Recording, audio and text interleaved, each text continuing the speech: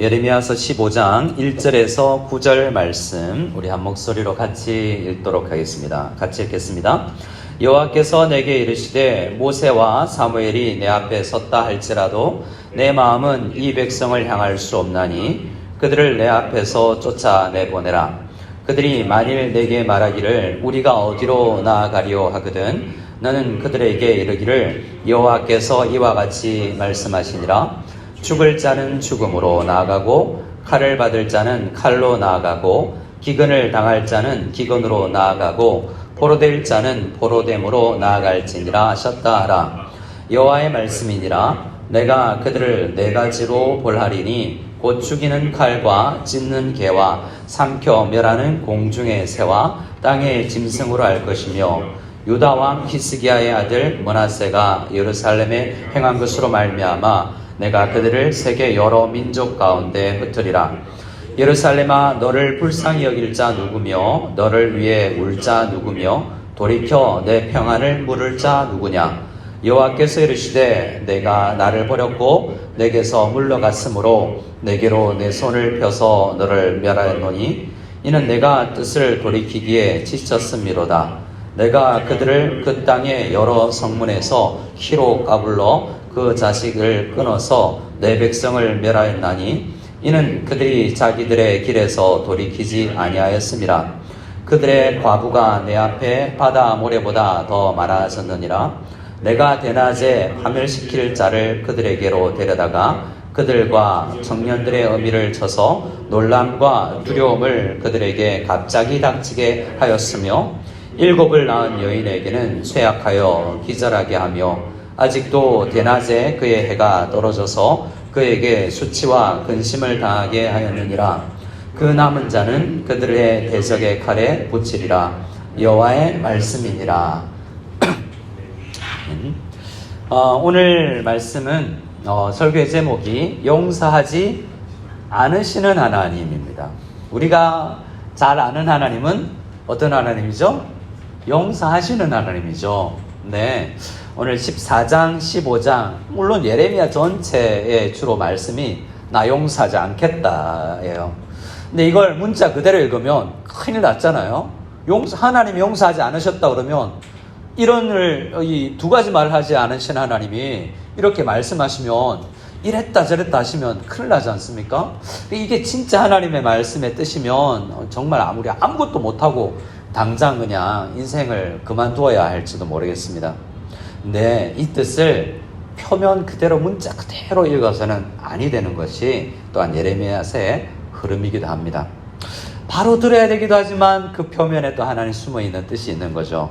6절 말씀에 여호와께서 이르시되 네가 나를 버렸고 내게서 물러갔으므로 앞서 2장에서는 생수의 근원 대신 되는 나를 버렸으므로 다른 웅덩이를 팠으므로 이 빠진 웅덩이, 이 밑이 빠진 웅덩이를 파고 있는 도움이 없는 곳에 가서 사람을 의지하는 그 모습이 한 번도 두 번도 아니라 너무나 반복되기 때문에 6장 하반절에 내가 뜻을 돌이키기에 이제 지쳤다.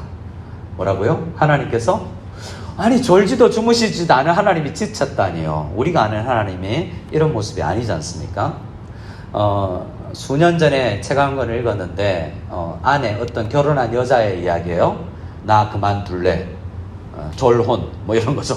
나 결혼도 싫고 나 그냥 자녀도 이제는 웬만큼 컸으니 나 이제 자유롭게 살래. 그런 마음 많이 들 수 있습니다. 자, 지쳤다라는 거죠. 나는 결혼에도 지쳤고 사업에도 지쳤고 더위에도 지쳤고 모든 것이 지쳤다. 근데 우리는 그럴 수 있지만 연약해서 하나님이 지치시면 누굴 믿으라고요? 그러니까 예레미야가 오늘 이 말씀 읽고 나서 듣고 나서 이제 이 예레미야서 안에는 25장 안에 앞부분에 5번의 예레미야의 깊은 고민이 남아있는데 묻어있는데 10절부터 예레미야의 고민. 하나님, 이 마른 시냇물 같은 하나님 이거 도대체 이해를 할 수 없습니다라고 해주셨을 때 그 뒤에 이제 하나님께서 답을 주시고 또 예레미야 깨달아가고 이렇게 됩니다. 예레미야도 지쳐요. 나중에 나도 산재 안 할래. 나 사역자 하고 싶었나?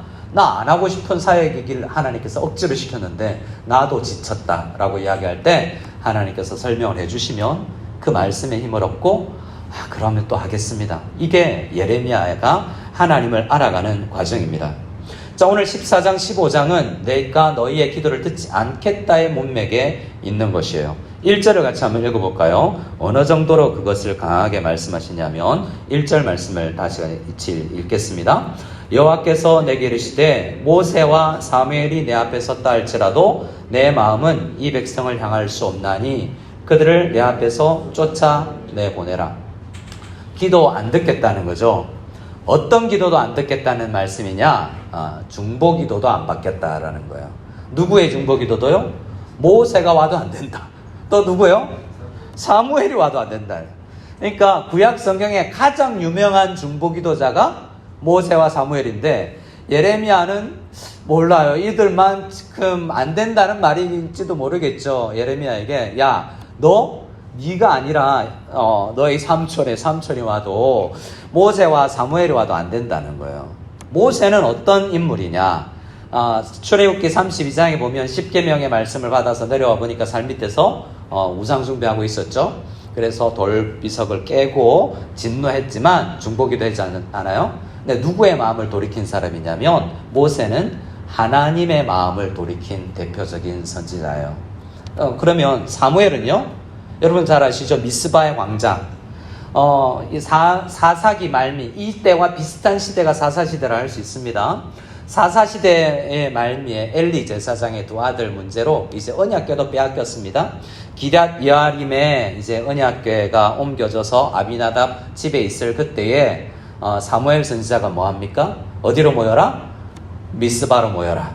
미스바로 모여서 뭐합니까? 기도하는데요. 그때는 누구의 마음이 바뀌냐면 하나님이 아니라 백성의 마음이 돌이켜지는 겁니다. 그러니까 이 말씀은 누군가 한 사람은 돌이켜야 되는 거예요.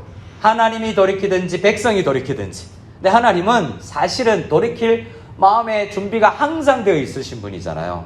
그러니까 이 핵심은 사무엘처럼 백성들이 마음을 돌이켜야 되는데 이 당시는 사무엘 사사시대 끝물 때보다 못한 시대, 백성들이 전혀 마음을 돌이키지 않는 시대라는 것이죠. 미스바에서 모였다는 이야기를 블레셋 사람들이 와서 듣고 쳐들어오는데요. 그때 하나님 앞에 또 사무엘이 기도합니다. 그렇게 어떻게 합니까? 하나님이 블레셋을 이기고 이제 다시는 이스라엘을 침공하지 못하도록 막으셨다. 그래서 에벤 에셀이라는 단어가 거기 나오는 거예요. 항상 위기에 말씀의 사람들이 기도할 때에 말씀으로 내 뜻을 돌이켜서 항상 우리를 향하여서 얼굴을 돌이키시는 하나님 앞에 나아가면 에벤에셀의 역사가 일어난다는 것이 성경에 거듭거듭되는 약속인 것입니다. 그런데 예레미야를 표면적으로 읽으면 너무 힘 빠지잖아요. 예레미야 7장 16절에 그런즉 너는 이 백성을 위하여 기도하지 말라. 여러 번 이야기했었어요. 오늘이 처음이 아닙니다. 예레미야 7장에 이미 예레미야에게 너 기도하지 마 라고 이야기했었고요. 14장 11절에 여호와께서 또 내게 이르시되 너는 이 백성을 위하여 복을 구하지 말라. 11장에서도 예레미야 선지자에게 복을 구하지 말라, 중보기도 하지 말라 그랬어요. 또 했으니까 안 해야 될 거 아니에요.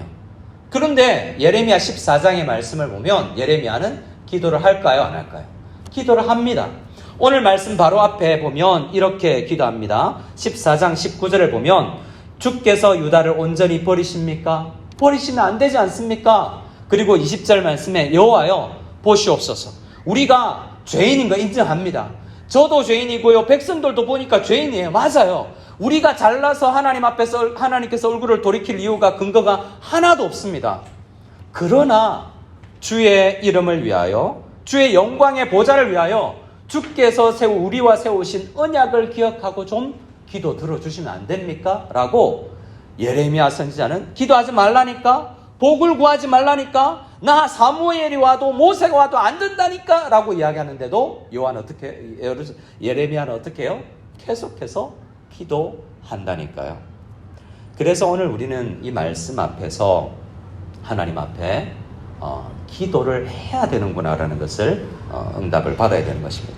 근데 표면적으로 오늘 이 말씀을 좀 더 보면 정말 기도할 것이 아니라 절망 가운데 나아갈 것 같습니다. 왜냐하면 2절에 만약에 네가 어떻게 해야 됩니까? 라고 백성들이 기도합시다 했을 때 백성들이 반응을 보였을 때 어떻게 해야 돼요? 어디로 가면 돼요? 라고 할 때 하나님께서 어디로 가라 그러냐면 2절 말씀에는 죽을 자는 죽음으로, 칼을 받을 자는 칼로 나아가고, 기근을 당할 자는 기근으로 나아가고, 포로될 자는 포로로 됨으로 나아갈지니라 라고 말씀하셨습니다. 네 군데 방향을 가르쳐 주세요. 동서남북. 어디로도 피할 길이 없다라는 하나님의 말씀이지 않습니까? 3절에는 뭐라고 그럽니까? 어떤 식으로 벌을 하느냐? 네 가지로 또 벌합니다. 또 동서남북처럼 어디로도 피할 곳이 없고 위도 아래도 다 막혔다는 것처럼 이야기하는 것처럼 죽이는 칼, 찢는 개, 삼켜 멸하는 공중의 새와 땅의 짐승 등이 너희의 기도를 들어주지 않을 뿐만 아니라 너희는 망할 거다, 이렇게 말씀을 하시지 않습니까? 그리고 왜 그러냐면 4절에 유다 왕 히스기야 아들 므낫세 55년 동안 지금 예레미야 선지자가 선지자 사역하기 전 55년 동안 이스라엘은 정말 뼈저리게 제단 뿔에 각인할 정도로 죄가 이제 벗어지지 않을 정도로, 표범에 무늬를 변화시킬 수 없을 정도로, 구스인이 아프리카 사람들이 그 피부색을 변할 수 없을 정도로 뼈저리게 그들은 변화될 수 없는 상황에 놓여 있다라는 거예요. 그럼 어떻게 합니까? 못하는데. 그래도 하나님께서 예레미야처럼 누군가에게 말씀을 주셨을 때 돌이켜야 되는구나 라고 깨닫는 사람, 그 한 사람, 예레미야 한 사람이 남았을지라도 기도해야 된다는 거예요. 오늘 말씀 안에는 절망만 있는 것이 아닙니다. 6절, 7절 말씀에 우리 같이 한번 읽어볼까요? 6절, 7절 말씀을 같이 읽겠습니다. 여호와께서 이르시되 네가 나를 버렸고 내게서 물러갔으므로 내게 내 손을 펴서 너를 멸하였노니 이는 내가 뜻을 돌이키기에 지쳤음이로다.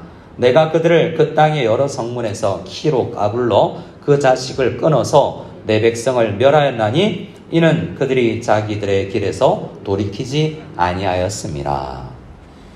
6절, 7절 안에 희망이 있나요? 표면적으로 읽으면 없을 수 있습니다. 하나님께서 뜻을 돌이키기에 지쳤고 나는 임계점에 달했다라고 말씀을 하는 것 같이 보이기 때문입니다. 하지만 자세히 읽어보면 이렇게 말씀하십니다. 7절 상반절에 내가 그들을 그 땅의 여러 성문에서 어떻게 해요? 키로 까불러라고 이야기하죠. 자, 여기에 키로 까부른다라는 것을 그림을 그려봅시다. 우리 농사 짓지 않지만 키로 까부른다는 것은 알곡과 중정이를 나누기 위해서 키에다가 담아서 바람에 날리게 하는 거잖아요. 그러니 이 안에는 하나님의 심판의 메시지 안에는 백성 A가 있고 백성 B가 있는 거예요. 어떤 백성은 알곡이고 어떤 백성은 쭉정이에요. 그것을 쭉정이는 이 심판 앞에서, 사방으로 쌓인 심판 앞에서 쭉정이로 심판을 받을 것이요, 그 안에서 남아있는 하나님의 백성들은 그래도 살아나서 이 연단을 통과하고 알곡으로 잉태될 거라는 말입니다. 이때 포로로 끌려간 그 알곡 중에 다니엘이 있고 에스겔이 있는 거예요. 그들은 알곡인 것입니다. 그렇게 남아있는 것이에요. 9장 7절에 하나님께서는 또 심판 가운데 녹이고 연단하겠다는 말이 있습니다. 심판은 이렇게 오늘 문맥은 14장부터 가뭄인데요.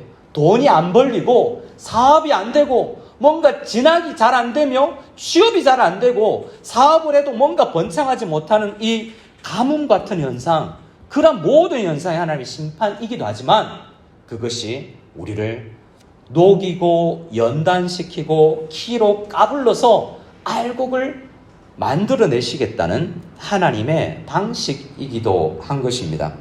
그래서 오늘 말씀 안에는 키로 까부른다라는 이 엄한 하나님의 말씀 속에서 내가 그것을 잘 통과하고 기도로 통과하면 하나님께서 나를 정말 알곡으로 연단시키셔서 열매 맺게 하실 것이라는 것을 기대도 할 수 있는 것입니다. 그러나 말씀 전체는 우울해 보입니다. 8절도 볼까요? 8절에 보면 8절을 같이 한번 읽겠습니다. 시작. 그들의 과부가 내 앞에 바다 모래보다 더 많아졌느니라. 내가 대낮에 파멸시킬 자를 그들에게로 데려다가 그들과 청년들의 어머니를 쳐서 놀람과 두려움을 그들에게 갑자기 닥치게 하였으며. 예레미야서의 전체 문맥 속에서 반복되는 것이 언약을 어겼기 때문에 심판받는다거든요. 근데 언약을 잘 지키는, 언약을 맺을 때, 창세기에서 아브라함과 맺을 때 어떻게 말씀하셨냐면 자녀가, 씨가 모래보다 많아진다 그랬잖아요. 그런데 오늘 말씀에는요, 8절에 보면 과부가 내 앞에 바다보다 많다라는 것은 전혀 언약적 약속이 이루어지는 모습이 아닌 거예요. 언약을 어기시는 것처럼 보인다는 거예요. 하나님도 언약을 이제 안 지키시려나 라는 것처럼 보인단 말입니다. 하지만 우리는 언약의 하나님인 것을 알고 있잖아요. 그래서 이 말씀을 표면적으로만 보아서는 아니 된다는 것입니다. 9절 말씀에 일곱을 낳은 여인에게는 쇠약하여 기절하게 하며 라는 것도 심판이죠. 구약 성경에서 여인이 일곱을 낳는다는 것은 오늘은 저주처럼 느껴질지 몰라도 과거 이때 여인이 일곱의 아들을 낳는다는 것은 가장 큰 최상급의 축복의 표현인 거예요.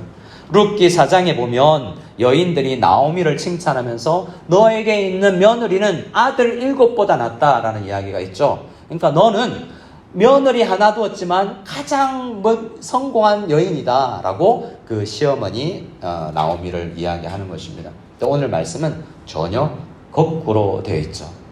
수치를 당하고 대낮에 해가 떨어진다라는 것은 요절하는 것처럼, 아직 생명이 남아있고 건강한데 아무것도 못하는 것처럼 된다라는 말씀인 것 같습니다. 하지만 오늘 성경은 뭡니까? 모세가 이야기하는 그것, 사무엘이 했던 그것, 예레미야가 했던 그것을 우리는 해야 된다라고 이야기를 하고 있는 것입니다. 무엇입니까? 하나님께서 솔로몬에게 은혜를 주셔서 성전을 지었을 때 하나님께서 성전을 헌납하며 솔로몬의 마음에 주신 것이 있어요. 하나님, 가뭄이 올 때, 백성이 죄를 지어서 가뭄을 만났을 때, 백성이 죄를 지어서 오늘 이야기하는 것처럼 칼이 왔을 때, 전염병이 왔을 때 백성들은 뭐 해야 되냐? 이곳 성전으로 나와서 기도할 수 있도록 해주시고, 기도하면 그 모든 것들을 해결해 주십시오라고 솔로몬이 성전 앞에서 기도했던 것을 우리는 기억해야 됩니다. 그 원리는 변하지 않았어요. 하나님께서 이 예레미야에게 하나님의 마음을 깨닫게 했기 때문에 기도하지 마, 모세가 와도 안 돼, 사무엘이 와도 안 돼라고 말했지만 하나님의 표면에 들어있는, 저하의 그 밑에 묻어있는 하나님의 뜻, 그래도 이런 말로라도 누군가 돌이켜서 백성 A가 나오면 그들은 하나님의 백성이 된다, 그들은 알곡이다 라고 말씀을 하는 것입니다. 오늘 우리에게 15장 1절처럼 모세가 와도 안 되고 사무엘이 와도 안 되면 우리가 와도 되겠습니까? 그런데 우리는 그 말씀 앞에 이 말씀의 표면이 아니라 깊이 있는 그 하나님의 본 뜻을 읽고 우리는 예레미야처럼 기도해야 됩니다. 어떻게 해요? 우리 성경 가지셨으면 예레미야서를 읽어보고 우리 함께 기도했으면 좋겠습니다. 예레미야서 14장 20절부터 우리 22절을 읽고 말씀으로 의지해서 기도하겠습니다. 예레미야서 14장 20절, 21절, 22절입니다. 같이 읽겠습니다. 여호와여, 우리의 악과 우리 조상의 죄악을 인정하나이다. 우리가 주께 범죄하였나이다. 주의 이름을 위하여 우리를 미워하지 마옵소서. 주의 영광의 보좌를 욕되게 마옵소서. 주께서 우리와 세우신 언약을 기억하시고 폐하지 마옵소서. 이방인의 우상 가운데 능히 비를 내리게 할 자가 있나이까? 하늘이 능히 소나기를 내릴 수 있으리까? 우리 하나님 여호와여, 그리하는 자는 주가 아니시니까. 그러므로 우리가 주를 앙망하옵는 것은 주께서 이 모든 것을 만드셨음이니이다 하니라. 아멘. 이 예레미야의 기도는 백성을 위해서 복을 구하지 말라, 기도하지 말라라는 메시지 이후에 한 예레미야의 기도예요. 어떤 겁니까? 기도의 내용에 두 가지가 있습니다. 하나는 하나님, 저 연약합니다. 내 속에는 이 복을 구할, 비를 구할, 소나기를 구할, 우리 사업이 잘 되기를, 우리 자녀들이 잘 되기를 바랄 수 있는 근거가 내 속에는 하나도 없습니다 라는 것을 고백하고, 대신 21절에 주의 이름을 의지합니다. 예수님께서 행하시지 않았습니까? 주의 영광의 보좌 때문에 주님 이루어 주시기를 원합니다. 우리 못난 것 살려주시고 도와주셔서 하나님의 살아계심이 세상에 드러나게 좀 해주십시오 라고 기도할 때 창조의 하나님, 비를 만드신 하나님, 소나기를 만드시는 하나님, 우상이 만들 수 없는 하늘이 만들어내는 것이 아닌 하나님께서 표면에 아무 수증기구도 없을 때 하나님께서 창세 시대에 창조 때에 비를 내려주셨던 것처럼 오늘도 아무것도 없는 곳에서 하나님께서는 예레미야의 기도를 들으시고 회복되는 마음, 돌이키는 마음, 알곡으로 만들어지는 그 영혼이 생겨나게 해 주실 것입니다. 이 밤에